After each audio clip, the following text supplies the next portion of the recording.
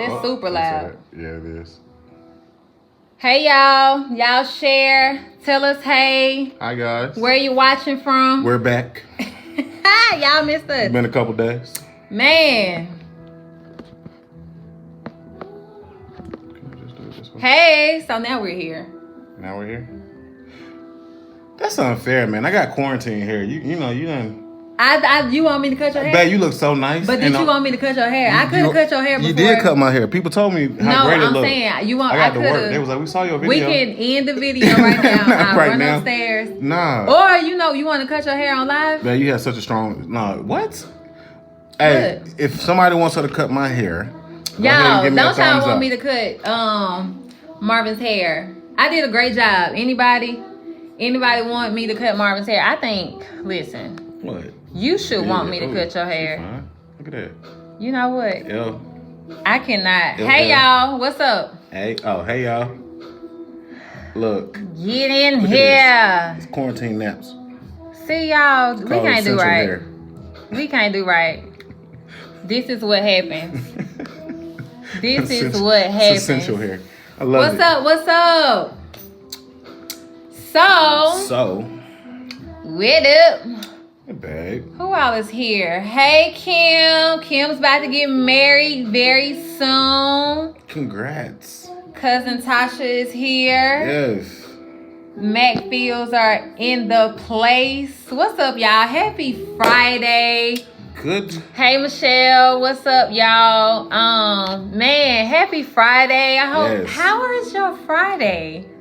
How y'all doing? What y'all doing today? Oh, thank you, Michelle. Appreciate it. Thank you. She'll say happy anniversary. Yes, thank you. We are so excited to be on right now. It's a blessing. And spend some time with you all. Like, I would prefer to be at the Polaris or something right now, but clearly you see that you dropping them little hints? Okay, got it. We can't be there right now. So we decided to, spend some time with you guys. Morgan's here. Hey, cuz.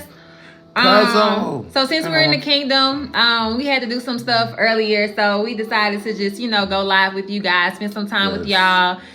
Thank y'all so much for y'all love and, being okay with our surprise of letting y'all know that we've actually been married longer than you thought we have. Just a couple days longer. Just a couple days longer. Just like 120. Yeah, something like that. Something more days than y'all thought we had. It's our anniversary, right? It is. It's our anniversary, our real one. Yeah. And hold up, sorry. I just got through eating, so I had something in my mouth. I'm sorry. It was cool. Like it was a beautiful, beautiful experience to actually elope. It was ours. And so that was the beautiful thing about it. And so that's what we're talking about today. How to live privately, publicly.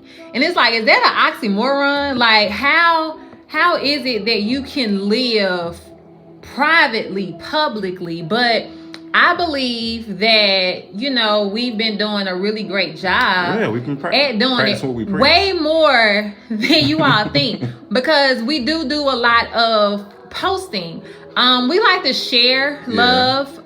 There's so much craziness that's going on in the world, so much negativity that gets posted. What's up, Katrina? We definitely need to hang out with you and brother super, super soon. We love the Morgans. That's like one of our favorite couples to hang out with.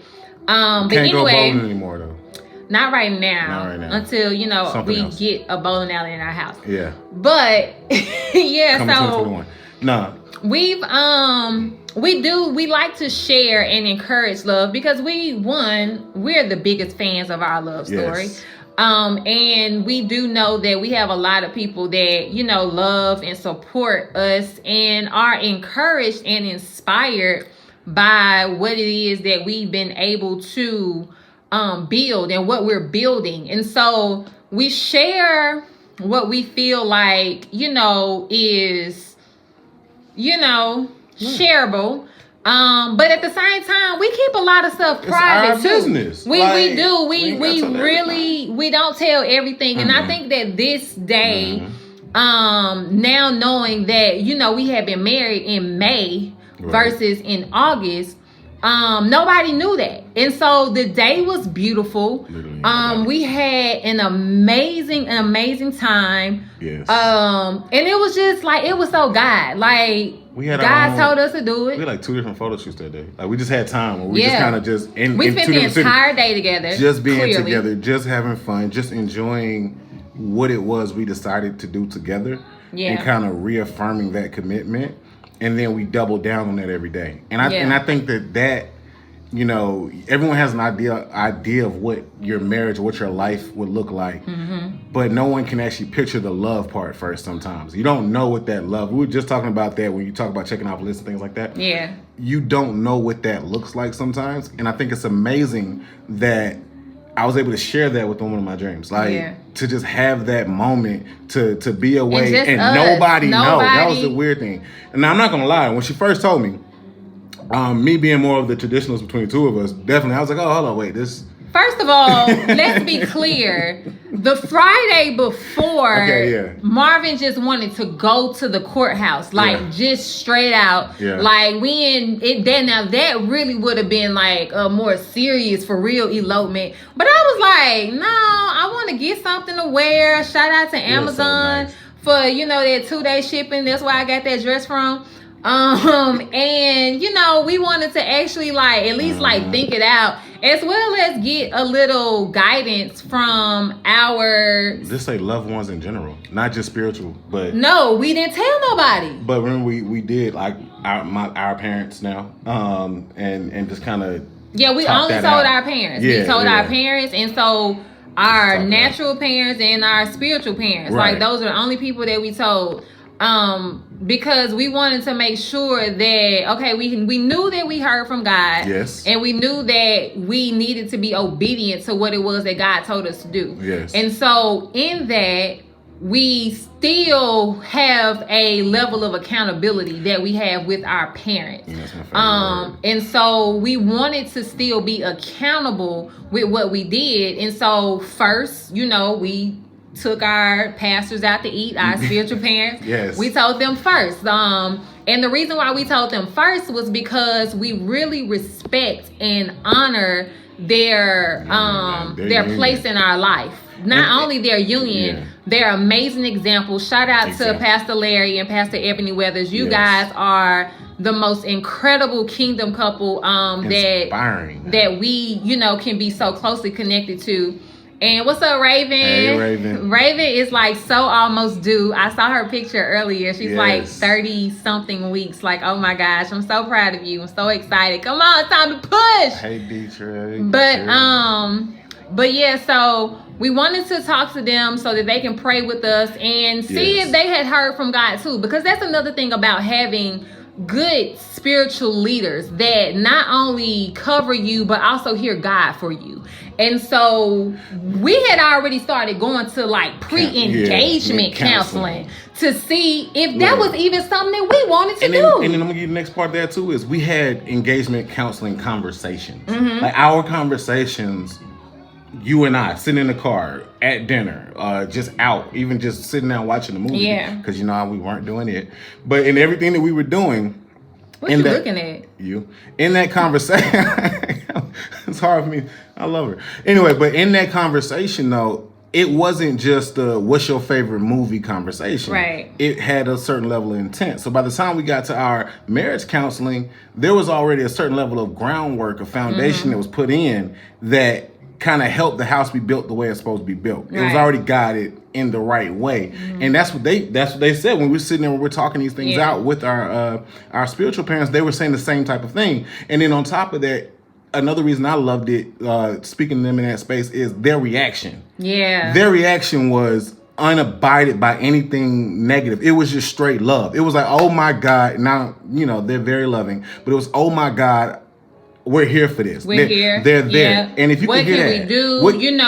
Where are you all in this place? I mean, they asked us hard questions at the same time. Like, hey, mom. So they asked us some hard questions at the same time, and so I think maybe the connection went something. I'm not sure. Can y'all see us? Okay, and here it's okay. It looks like it froze over here, but I'm not really sure. I asked somebody to pull it up on their phone, and they decided to pull up something else. We struggling because it's frozen over here too. I told you this Wi-Fi in these bushes that you got me in. Well, I brought you out here to get you away from things so you can see how life is really working, and give you some time to kind of focus on you. And now you're here.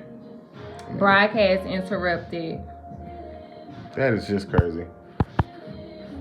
Let's see. Yeah, me either. I wonder, is it... Hold on, y'all. Music still running? Give us a second. So I'll just leave that. All right, y'all. Hey, y'all. Thank you guys for coming back. Hey, Raquel. Sissy. With it. So yeah, we're back. Thank y'all so much for bearing with us through our technical difficulties. Yes, we made it. Yeah, it was the Russians. We live in a tree house. It's not a tree house. It just has the trees around it. We live in a tree house, and so because of that, sometimes we do not have the best connection. Right. And so, yeah, that's what you get. That is what you get. Anyway, so back to us eloping. We talked to our spiritual parents, our pastors, who gave us some amazing wisdom and support and advice. So they heard from God. That's what I was talking about. Sorry. You have to make sure that you have pastors and leaders and covering that not only speak into your life every Sunday or every week doing your Bible study and stuff like that, but that also like literally go to God on your behalf, and not only go on your behalf, but also listen and hear from God concerning your life. And so the great thing about our pastors in that space is that when we went to them and we told them, hey, this is what the Lord is, kind of told us, and we're operating in obedience. Everybody knows that, my slogan, one of my slogans is obedience saved my life. I truly believe that obedience saved my life. And I think that obedience is far greater than sacrifice. So let me ask you a question though. So how did you know? I was still going, but go ahead.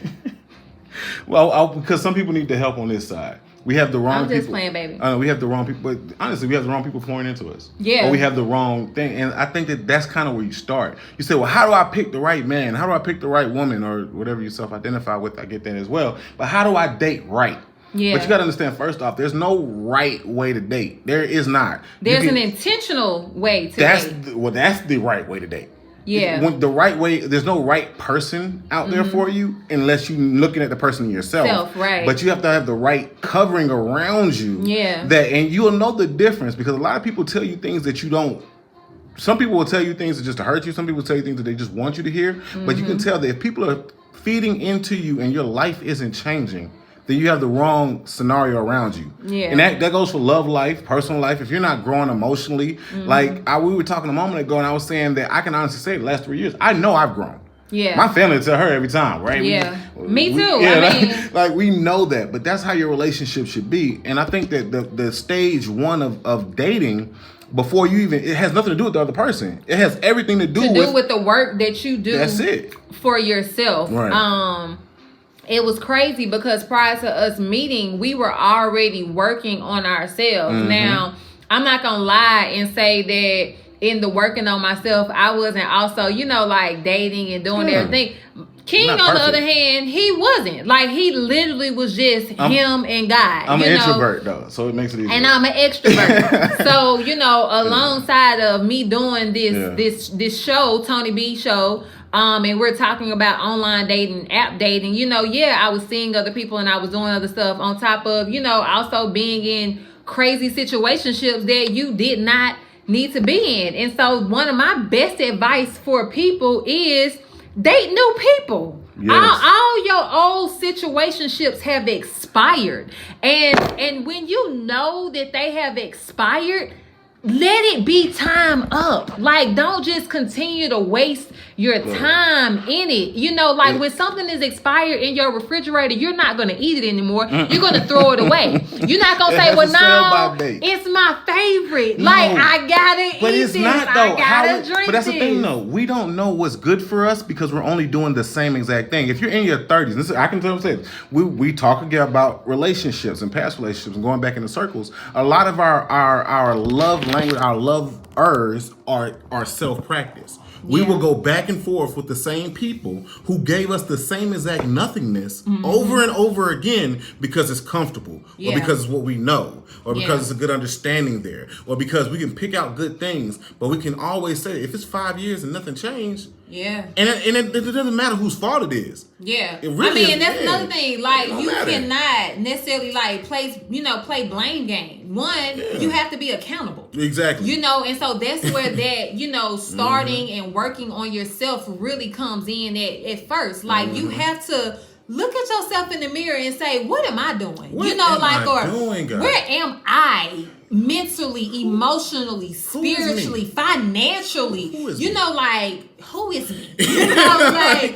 Where am I? And so when you really start delving into who you are, stuff just gonna start falling off. You're gonna be like, they don't even fit me no more. They don't even go with who it is that I'm building, who it is that I'm working on, who it is that I'm working towards. It's not healthy. It's not conducive to who it is that I am. And so that's what happens. And so once you start focusing on yourself, being more intentional about who it is that you are and who it is that God has created you to be. Yes, God has created you to be someone amazing. God has created you to be, someone that is fruitful and that multiplies, not just in seed, but in deeds and what it is that you do. And so if you're in a situation that is not producing a harvest, go ahead. Get with it. It's expired. Okay, so going back to this, my wife has one of the many people that live inside this wonderful vessel is named Precious, right?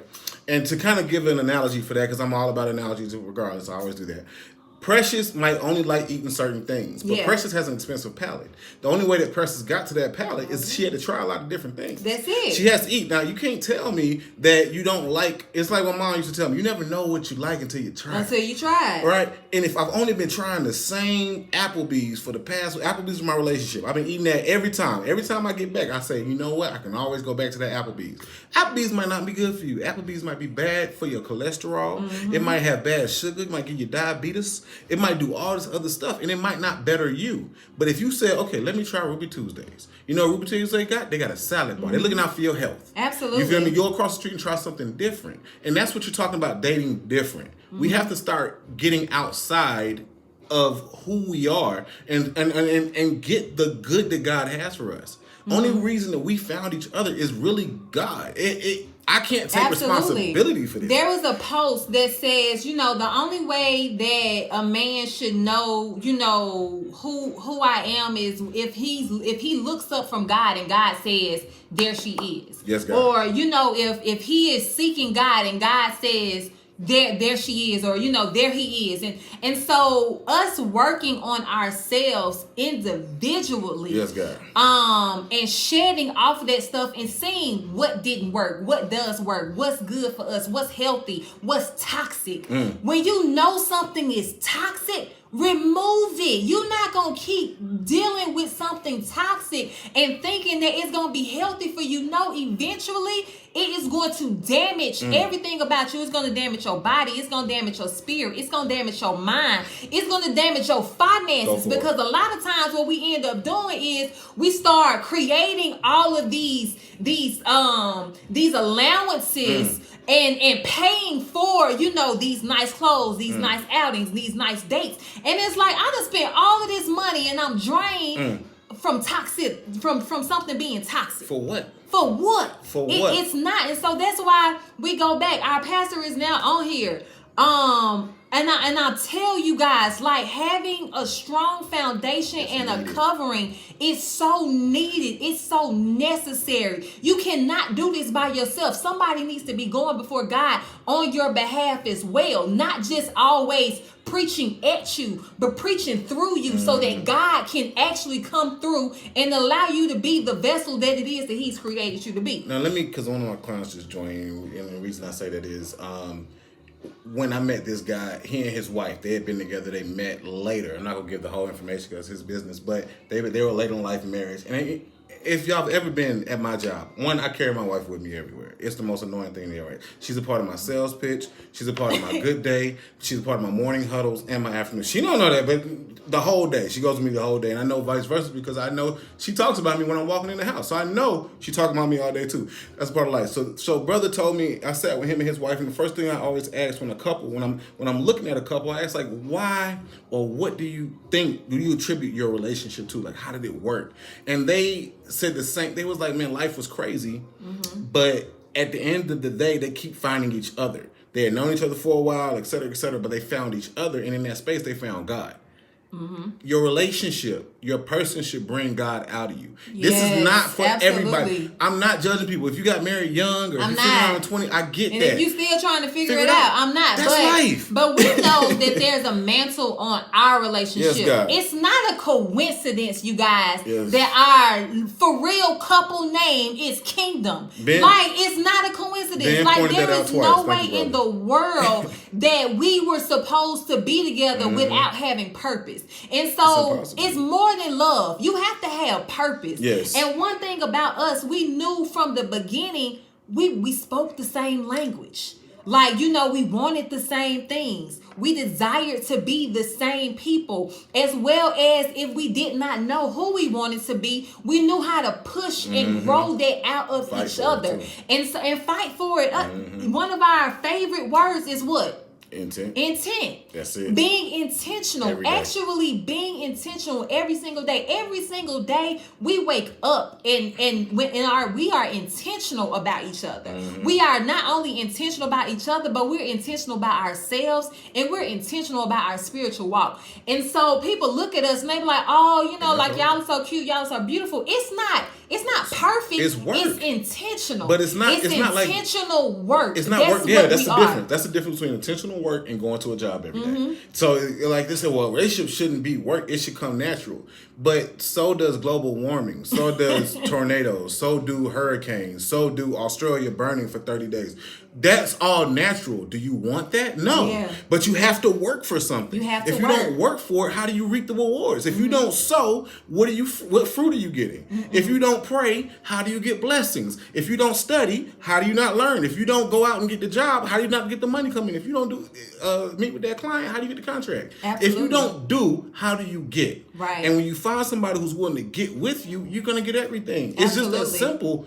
If you look at it that way, you have to submit to something. And a tent is hard, but man, that's how I love the fact that we're so connected, because one of our favorite things that we've learned through our spiritual pastors, our spiritual mentors, our marriage mentors, is that submission and what that really means. And a lot of people think that it just means you're taking someone's directives. Yes. And you're doing what it is that they're supposed to do. No. When you're in a marriage and you have a purpose partner, you submit to the mission. Yes. Your submission comes, I'm coming alongside of this mission that we have together. Our mission is to encourage kingdom couples to live in a kingdom way so that God can bless them the way He wants to. And so we know that. And so that's what our mission is. So whenever he gets on my nerves, I know it's bigger than me and him. It's so much bigger than me and him. Sometimes I say that too. It's so many things. Yeah, and that's real. That's it is so real, because we understand it's not just about us. Because I had to see something different in order to do something different, and so that's the only thing that sets us apart. We knew exactly what it was that we wanted, so we sought it out. and we were intentional about going after it. And so when we came together, knowing that we are purpose partners, God has put us together for kingdom work, for us to live in a kingdom way, to have fun, to just be, because we have fun. And that's the thing about privately, living privately, publicly. We post a lot of pictures and, when we share all of this stuff or whatever, but we do it to encourage you that, guess what? You can live kingdom, but still have fun. You can live kingdom and still be in love every single day. You can live kingdom and still have an abundant and fruitful life. All you have to do is be intentional and have a mission that you submit to. Hold on, I want to answer a question from Brother Ben, one of our Apex partners. Shout out to you, brother. Thank you so much for tuning in. First and foremost, we appreciate that. He says, King, how is it having a powerhouse pastor in your life? I want to. Pastor Larry is amazing. I think. This man has changed my life. I got you. Pastor Larry Weathers. I got you. Been preaching since he was 2. So, brother, I'm a son of a preacher, grandson of a preacher, and a nephew of a ton of litany of preachers, and cousins to even more preachers. Like, powerhouse preachers are around me, so it makes sense that I married one. You understand that? So I had to be what it was. No, her calling. I think that one of the craziest things that she said, it was late September, she was like, can you handle my assignment? Can you handle the weight of my assignment? Yeah. And you think about that you dating someone, and mind you, my first thing was, this was super early. This was super, like I said, late September. Can you handle the weight of my assignment? Of her assignment. My answer was, can you handle the weight of your assignment? Or my assignment. I said, can you handle the weight of mine? You got to think about that. It sounds like it's kind of a joke, but you realize when two people understand what it is that they're supposed to do at that moment of clarity, you might not know how. You might not know. God didn't lay out the plan of what, He said, this is where you're supposed to be. Yeah. This is where I see you. Get there, and then I'm going to do the next. It's not the rest. I'm going to do the next. And y'all, God has been so faithful. Next. You don't understand how God has worked on this. Oh, my God. Every single time we have thought, looked, or whatever, if we come back, the only thing that's worked consistently in my life is when I come home and pray with my wife. When I wake up in the morning and pray with my wife. Every single day. That has been the most consistent thing. And I appreciate that. But from that, though, I appreciate you as well, love. From that, though, I can attest to the blessings that come from it. Now, I'm an introvert, so I don't talk about it. But honestly, if y'all don't understand, find God in yourself, understand your purpose, and your life will align in that. The weight of her assignment is heavy, brother, man. I promise you that. I know that. The weight of my assignment is heavy. But I wouldn't dare try to handle it on my own. God gives you what? Puts nothing on you that you can bear, nothing more you can bear, right? Then that's why he gave you a wife or a purpose partner. And that's what I love about, and I knew that this was my purpose partner. I had known that I had this mantle, on my life. I knew that I had this assignment. And y'all, it got so heavy. It was scary. It was heavy. It was terrifying. Yeah. Because I knew that eventually I had to say yes to it. I knew that I had to, because I was dying a slow death, holding on to the weight that I refused to release. And so when King and I met, it was such a relief to know that I felt like somebody came on the other side of me and was like, it's okay, babe, I got it. I know you have this weight. I know you have this assignment. I know you have this mantle. I'm going to help you carry it. I'm right behind you.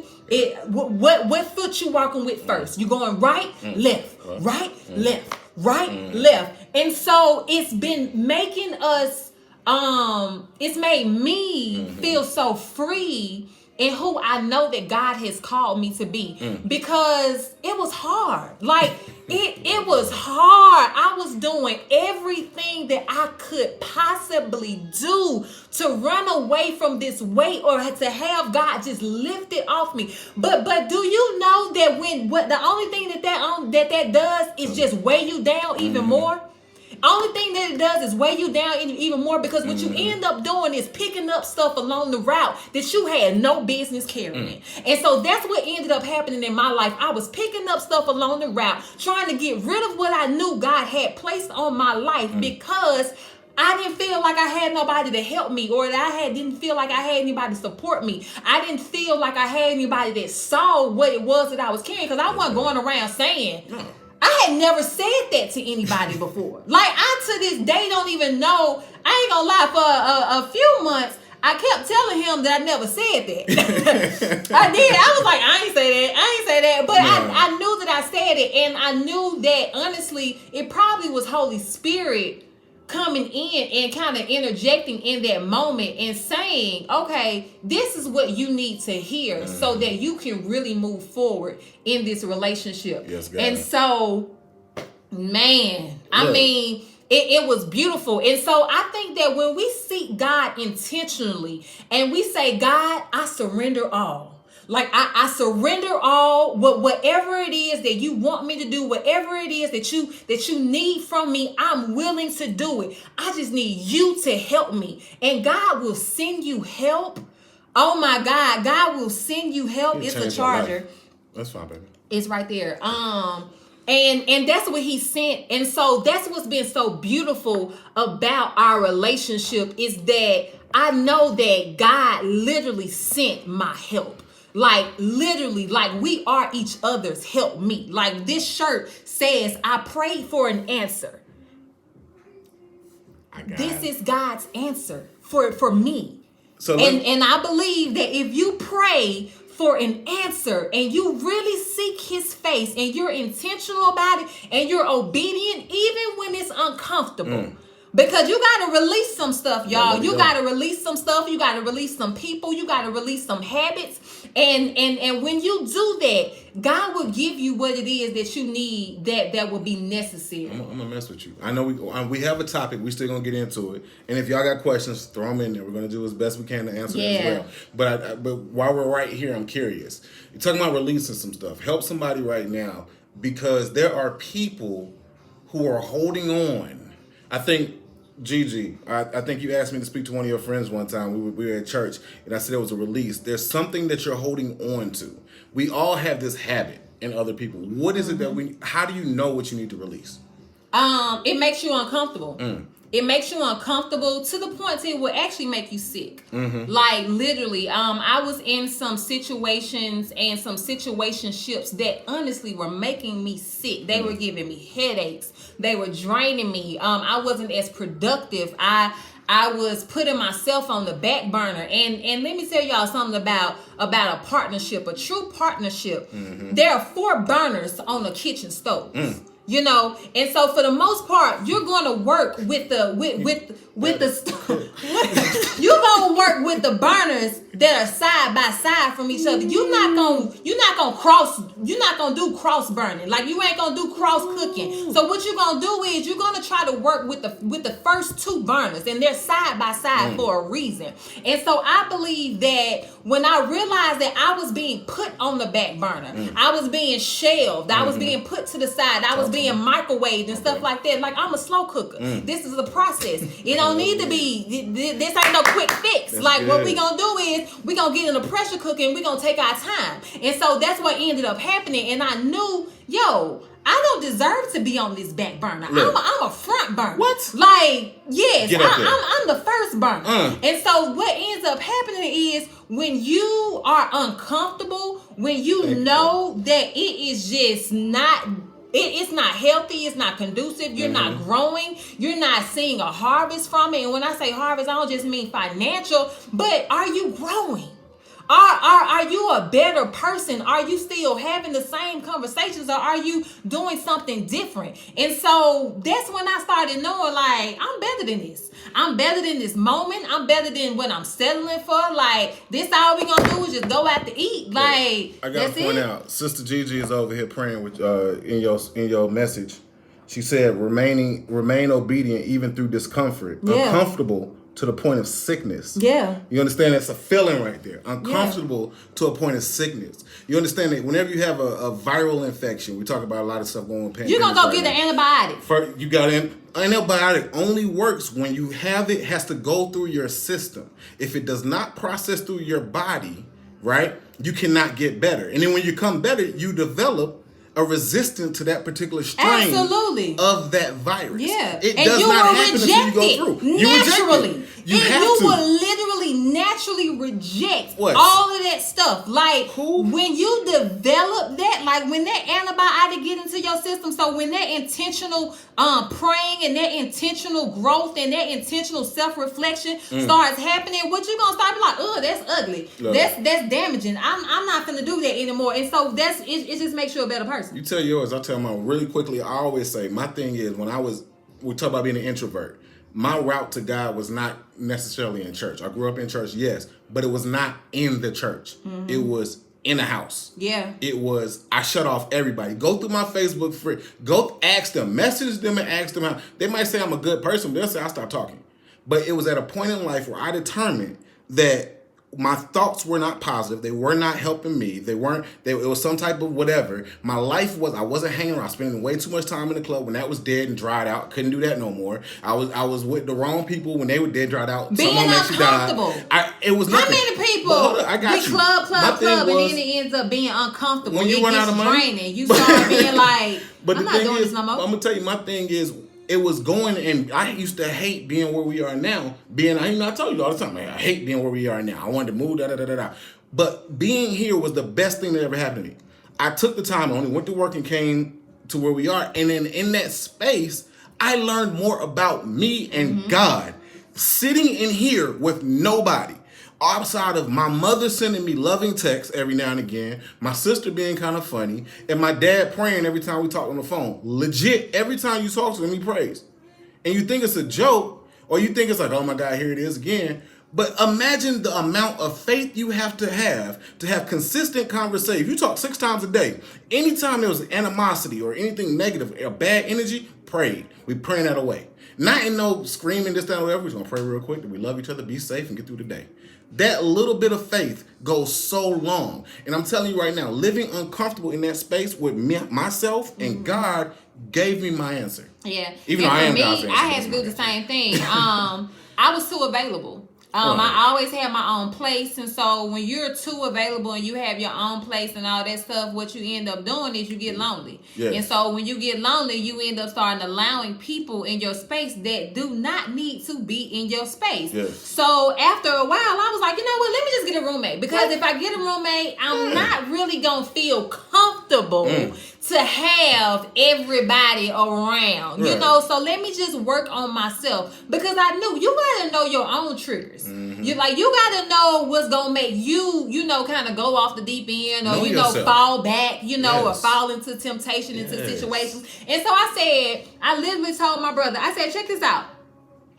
I'm staying here until I get married, period, because I don't want to be available anymore. And as uncomfortable as this feels, because I'm so used to having my own, but a lot of people didn't understand it. It was one day business to understand, but I knew what it was that I needed to do for myself. And I said, I don't want to be available at any time, because even when we started dating, I did not at all let him come over, stay over, I didn't go to his house, none of that stuff. Everything that we did had to be in an uncomfortable place, so that we can find comfort in ourselves and in each other, and just a different level of intimacy versus being in this closed room, in this closed space that eventually, our hormones gonna get to raging. He fine, and I'm fine. So I knew. But that's also it was not gonna be healthy, because you weren't coming over here. It wasn't gonna happen. But you already knew. You know what will get in your way, especially if you've had sex before. It's not a new thing. Yeah, it wasn't a new thing. We knew what that was like, so that's why we wanted to do something different. But I keep saying this. So let me ask you a question then. How do you live privately, publicly?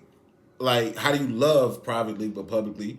And then is that kind of an oxymoron or something like that? It seems to be an oxymoron, but like I said before, you know, we share what we want to share. We share the love. It's to encourage and to inspire and to let people know that, hey, we actually, you know, just love each other. And the question says, how are you feeling? You know, like, or what are you doing? And so my husband is sweet. He's a romantic. So he makes me feel butterflies every single day. Only for her, y'all know that. People who know me know I don't do this. This is... And so I'm like, I want to, you know, share this because this is how I'm feeling. I'm not gonna just keep sharing all of this fake news and this stuff that ain't nobody vetting. People want to share, don't know where it's coming from. I have a degree in journalism. I don't share everything. I share what I want to share because I know that I can validate it. And so that's one of the reasons why, we share what we share. But do we share everything? Absolutely not. Y'all have no idea. Y'all literally, it looked like you know a lot about us, but I promise you really don't. We talk about the food that we eat because everybody know I've been talking about food for years. Precious is woke. I love to cook. I love to eat. And y'all know, me and Precious got this agreement. As long as you stay in, I give you whatever you want. As soon as you start coming out, we're going to have to put you on the diet. Yeah. No. All right, let me ask you another one then. So, this one I did, for those people who are dating, or even in your marriage, what are your red flags? Like, first off, what are red flags to you? And then how do you recognize them? It depends on where you are in life. For me, where I was when we started dating, and when I was, kind of in that place, in that space, my red flags were if you start talking about sex, like, I'm not finna do it. Like, soul ties are real, y'all. They get tangled. They become in knots, and it takes so much to get rid of them. And so I'm like, no, and they're formed through intimacy. Like when you actually allow somebody to intimately interject themselves into you, they are transferring their spirits, their energy, their trauma, all of this stuff inside of you, their insecurities, all of that stuff. And I didn't feel like dealing with that no more. So that was a red flag for me. Another red flag for me, was if you didn't have any type of spiritual grounding or anything like that's a red flag. You got to have some type of grounding. You got to have some type of relationship with the Lord. Another red flag for me was I don't really deal with people that aren't educated. Like, I'm sorry, all right, let me give you one of mine.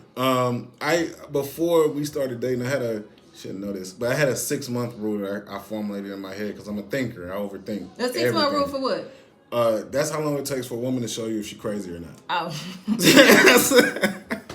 I came up with that one through. We talked about that. Yeah. Okay. Oh, okay. That's why you held it for 6 months. Whatever.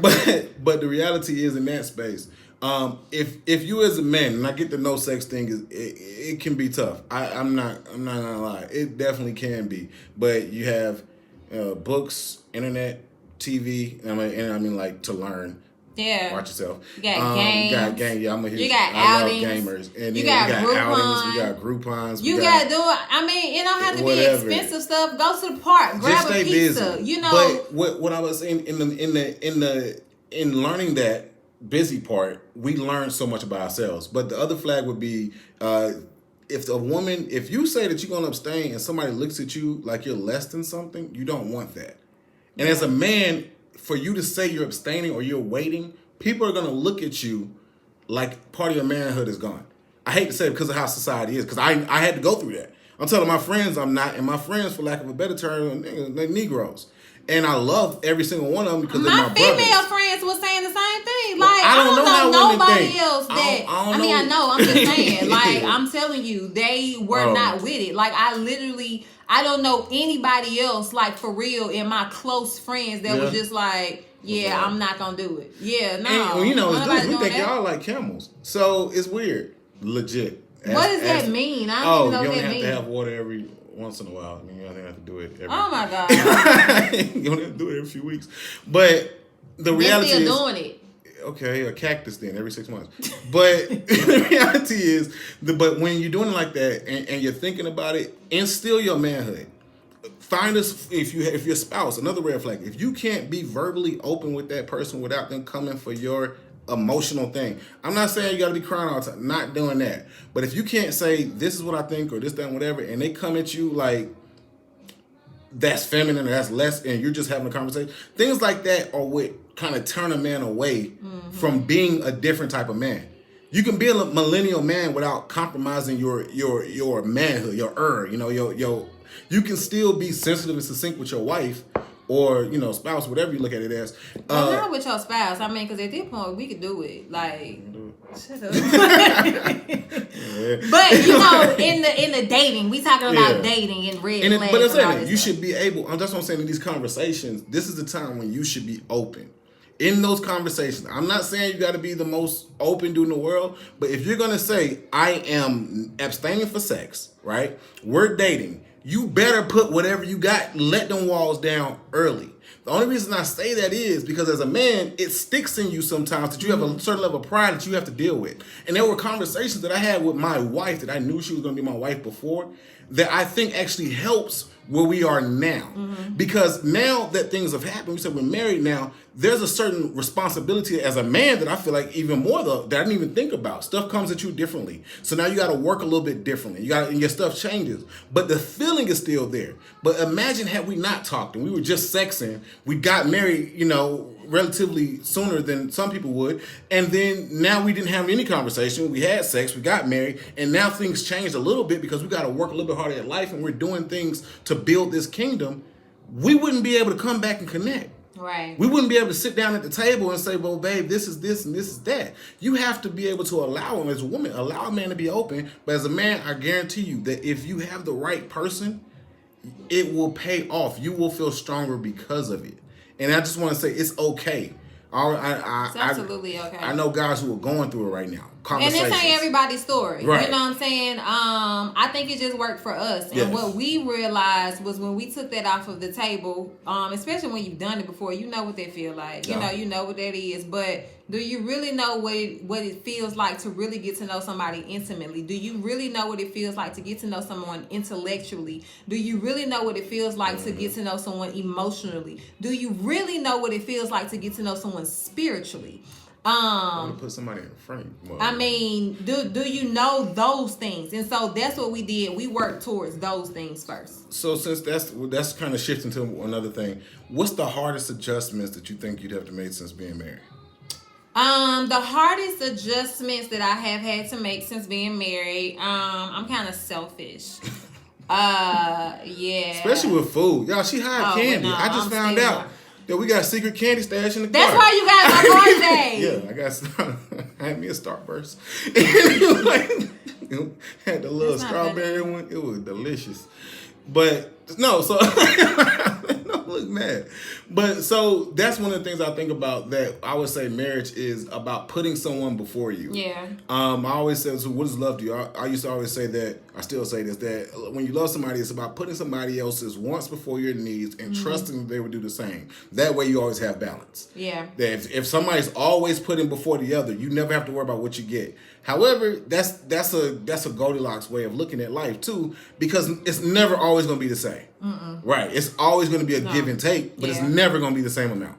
And that's okay because, again, if you build a house with a good foundation, if you start in Christ and God, if you work where you're supposed to work, if you build, as my dad would say, if you set the rebar in the stone, dig the trench, if he gets into the space and tells you that if you take the time to build that, everything that comes out of it will be golden for you. Yeah. And I will tell you that good days, bad days, we have golden days. Yeah. Consistent golden days. I love this woman. I love you, baby. Yeah, I just wanted you to say it. So the other thing was, is it okay to vent to others about your significant other? No. That's what your marriage mentors are for. And that's it. Like, legit. No, because for what? One, for me, I get over stuff real fast. Like, so it makes no sense for me to exhaust my time venting to somebody else. And that don't mean nothing about, just being, you know, having people in your business and all that stuff, or keeping people out of your business, or just being secretive or anything like that. That's what it means. That's what we mean when we're like living privately, publicly. You don't see us when we do have our bad 30 minutes go to Facebook, you know, or post no crazy stuff on Facebook. And when I say 30 minutes, that's literally how long it be. Like, legit, God has been faithful to us. And so we're grateful. And it takes intention and take work every single day. But we don't do that. We not finna go and do dumb stuff, make dumb posts and all this stuff, and put somebody's business out, and you know, take these little stupid shots, and it's like, for what? That's a waste of time. So no, we don't. We write it down. We might text it to each other. Lord. Yeah, he will definitely get a text. Okay, he will get a text. She's the author. I would write some stuff down. But yeah, no, you absolutely. It's not okay to vent to others about your significant other, because you're over it and they're not. They're holding it over your head and they're reminding you, well, you remember when and you remember how and all this stuff. And ain't nobody got time for that. You can't erase your feelings out somebody else's mind. You can't erase that. Let me ask you. So we got. Ben wanted to ask a question, so I don't know if anybody, I see you guys out there, you want to ask some questions, because I saw some people say they want to ask some questions. If you want to do that, just go ahead and throw it in the comment, and we'll just go ahead and get to that as well, okay? Yeah. Maybe we'll have to but we're going to have a little commercial break, so we did not get to play this video earlier. Yes. Our elopement. And so this is a kind of what we were talking about today, privately, publicly. And so we really kind of wanted to kind of let you all in on our elopement day. Loved it so much I married her twice. Yeah.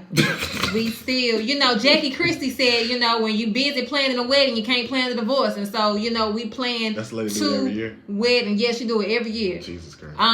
So, you know, we had fun, you know, having that whole you know, moment or whatever. And so this was our elopement day, and y'all can check this out and enjoy. Hello, Wednesday. Hi, Wednesday.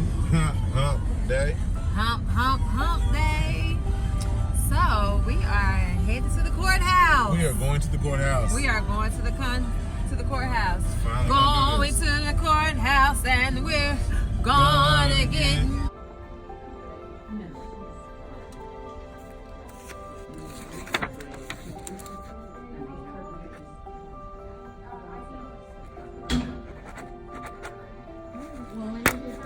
Only one more step left, people.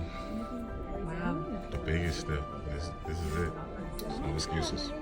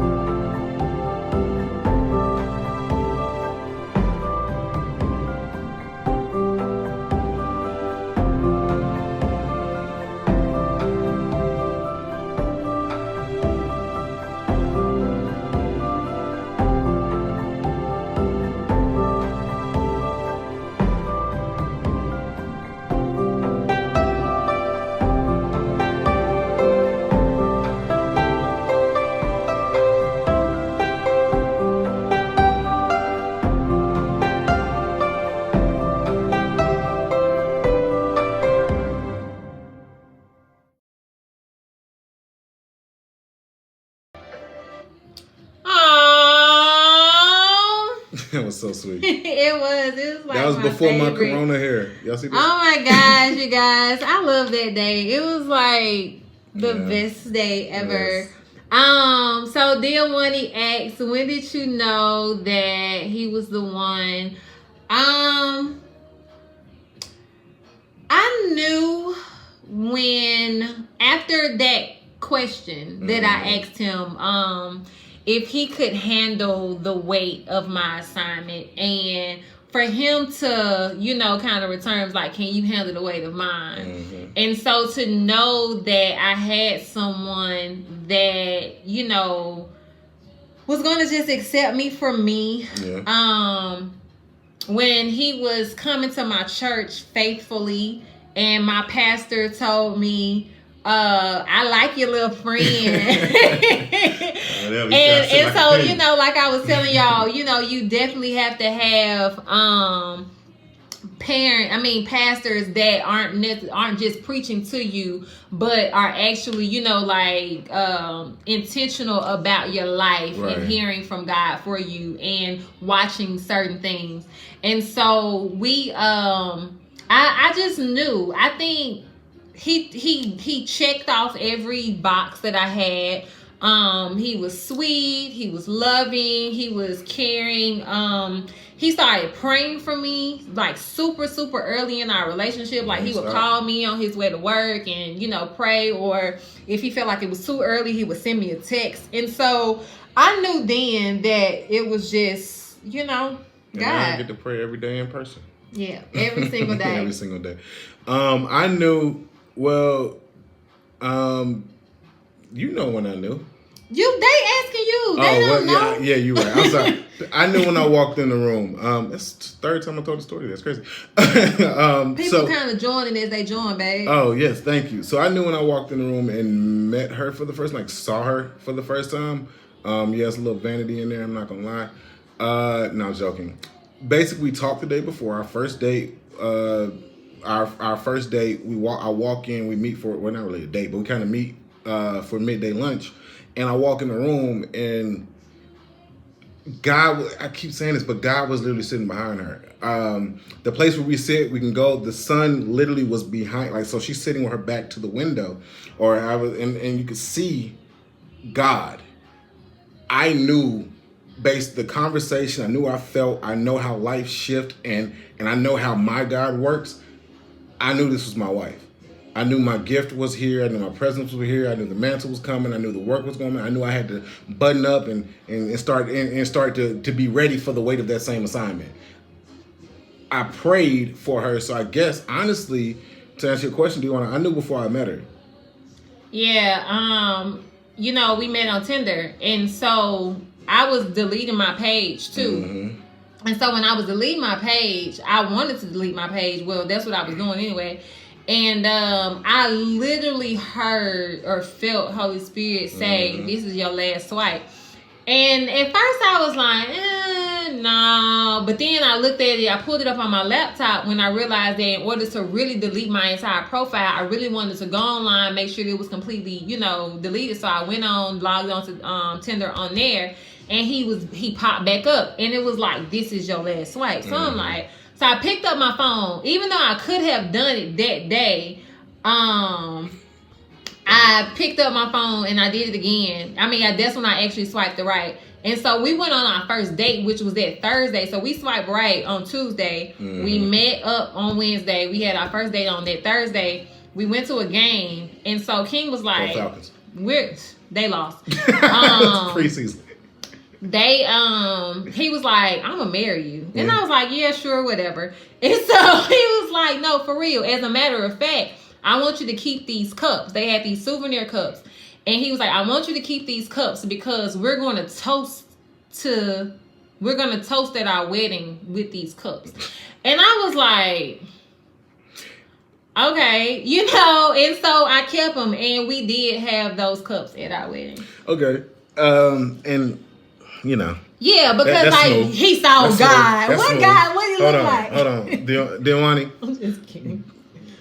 Don't lack your lack of faith in that is disturbing. I'm just telling you what the people said. The people might not, they don't know my heart. But anyway, no, seriously, if you ever been in a place of, I know you know this, Dewanni, a place of complete consecration. Now, I was there before I knew what that was. All y'all people who go to church and do your fast and your 40 days and this, that, and whatever, all that stuff that y'all do, I'm with it. I did that without direction or whatever. I literally sat and prayed to my God. You know, however you want to say that. Part of the prayer was about how to change life and how to do things differently, but how to change myself, how to let go of certain levels of pettiness, or how to not be controlled by anger, or how to be more genuine in conversation, or how to be more consistent in thought and power, right? So when I worked on those things and I said that that's what I want a purpose partner. God said there's going to be a lot, you know, if you knew my family in the background, you always feel like there's some type of mantle. I felt like there was more that had to be done for that. Then I started praying for. And I promise you that when I say I saw God, this is what God looks like to me. God looks like to me like somebody who loves you relentlessly. Something that I've always prayed for my entire life. Didn't even know I wanted like this. God looks like someone who loves you in spite of your flaws or because of your flaws. Someone who loves you in the morning, in the afternoon. Someone who can literally cuss you out, but still have the same love at the end of that sentence that they had at the beginning. They just had to get through the middle. Somebody who's going to be there all the time. That's God. That's nothing else but God. So when I look at my wife, I see God. I don't see God as a man or a woman. I could care less about sexual identity. I can care less about the light. So when I saw her for the first time, it was more of an affirmation. Confirmation was 2 days later when I told her when we were going to get married. She didn't even know about that, but that's when I met. When she sat down, I introduced her to 2 of my mentors. These aren't just my work mentors. These dudes who give me life advice 3 to 4 times a week. These are great men who are married with wives. They're not, you know, famous on TV and like that, but they're very good people. They loved her. Wayne linked over to me and was like, she gonna change your life. And not an hour later, I told this woman I'm going to marry her. God was in every single part of that interaction. Yeah. And God has been there. So I keep saying I saw God. So let me change this. In my marriage, in our marriage, I see God daily. Yeah. And that's what I got right there. Yeah. Prophet. Yeah. For me, that's what I wanted to see. I wanted to see and feel God. Like I didn't want anything, you know, less than the amazingness that God had for me and how much God loved me and how he forgives me daily. And that's one thing that I can honestly say about my husband, because I'm not perfect. You know, if you know me, you know I got a mouth on me. At times, you know, I've been working on it. But, you know, but God forgives me. His grace is sufficient. And so King literally extends me grace, you know, and so I have room to grow. And so when I knew that I had room to grow and I'm still growing, we're still growing, it's been a beautiful, beautiful process. Yes, God. And so we have been on here for an hour now. Y'all know usually we like to do like 30 45 minutes. But yeah, you know, we ain't doing nothing. It's quarantine. We in love, and we've been celebrating this amazing union that we had. Yes. That we are having in this journey, and it's only going to get even more exciting, and we're only going to pop up with more beautiful surprises and stuff. Like, you know, we like this whole secret of being married since May, really, you know, when everybody thought we got married. Even that was kind of like a pop up to a lot of people, because we didn't really tell people. We wanted it to be intimate. We wanted to have a marriage and not just a wedding. You know, like we wanted to sow into our lives and not into a whole bunch of people eating. You know, like we didn't feel like doing that. I mean, to each his own. Yes. You know, y'all do that if you want to do that. But for us, we knew that we had a responsibility. We knew that we had an assignment. And we were ready to hit the ground running, which is why that's what we've been doing. And it's been a beautiful journey. I'm so grateful. Do you have any advice for those people who are looking for quarantine love? Quarantine love, man. Just enjoy each other. Spend some time in the Word. Yes. You know, read a good book. Read something that will just sow into your relationship and help you become a better person, so that you can be a better person for each other. We gift each other books that we don't necessarily read together. We have books that we read together, but then we have books that we just read individually so that we can be better people. period. And so we didn't want to say it saved a lot of money. We saved a lot of money. And what we actually did was, our dream wedding would have cost probably like $50,000. We bought a business. Yes. Like legit. We literally bought and sold into a business with that $50,000. We sold it to us and into our future. And it's been blessing. You know, it's been a blessing. You know, and that was probably one of the greatest things and greatest decisions. And regardless of what it looked like for everybody else, and like I said, our story ain't everybody's story, but it's worked for us. And I believe that us not going into a marriage with a lot of debt and, you know, worrying about, you know, how we gonna pay this and how we gonna pay that and all that stuff. Like, we didn't go into that. We've just been enjoying each other every single day, loving each other, loving God, and just growing and sowing into other people. And so that's what our relationship is about. Our relationship is about sowing seeds into other people's hearts so that they know that if they go and seek God and seek themselves, like, man, God will show out. God will show out. And I'm telling you, like, I didn't know that God could be as faithful. I mean, you know that God could be faithful. And you be like, oh, you know, will he really give me the desires of my heart? Stop settling. Stop settling. I'm telling you, all them old situationships have expired. Throw out that bad milk. And live with intent, as she said. Definitely living with intent. And for those people who are already happily in love and those people who are struggling in love and whatever, and however you want to look at it, just remember that love matures daily. Yeah. It's not a weekly thing. Do a love check-in. Download the little apps. Do your love language. If you don't do none of that, have tough conversations. Force yourself to have those conversations. And be honest. Yeah. Be honest. Like, and it doesn't happen. It doesn't have to be all busted out in one day. Like, you can. This week we worked it out. Yeah, we worked it out. But it's literally something we do daily. Our relationship is the only thing I can say that we do every day. Yeah. Every day. Now, we might do left, right. We got days we might not even eat because we're doing so much. We're running back and forth. We got to go to the city. It might be a day we might not see each other till late that night. Yeah. But I know for a fact. We start the day with each other. We end the day with each other. Our relationship is worked on every day. Yeah. Monday through Friday. And have positive influences in your life. Like I said, I cannot. Yes, God. I can't thank our pastors, our marriage mentors enough. Like, I love his parents and the love that they have for each other. And when I didn't believe that he was as amazing as he was, I just spent time with his family, and I was like, oh wow, yeah, he could, you know, he is like this because, you know, and so it just made me a better person. And so know that what it is that you want is out there. Just pray. God will answer, y'all. Like, God will answer as long as you just give it to him and let him do the work. My aunt used to say, God answers every prayer you ain't looking at. Ooh. If you're not looking for it to get answered, if you just pray, God, I pray for $1 million, and then go on about your business, I guarantee you at some point in life you're going to get it. Yeah. Because you're not focused on it. He's going to answer everything that he feels is necessary, that God feels is necessary. Fine. Lift that prayer up and keep it moving. Yeah. Let go and let God. It's that simple. Anyway, well, we love y'all. We're about to go enjoy these last 45 minutes of May the 8th. Hey. Gonna be married.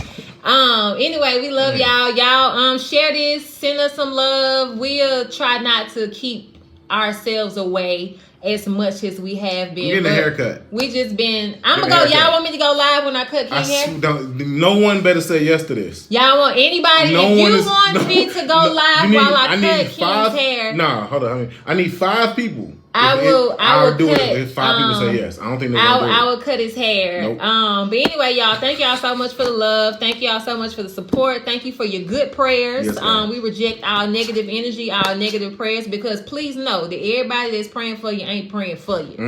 Anyway, so I love y'all, and we are out. Peace. Bye.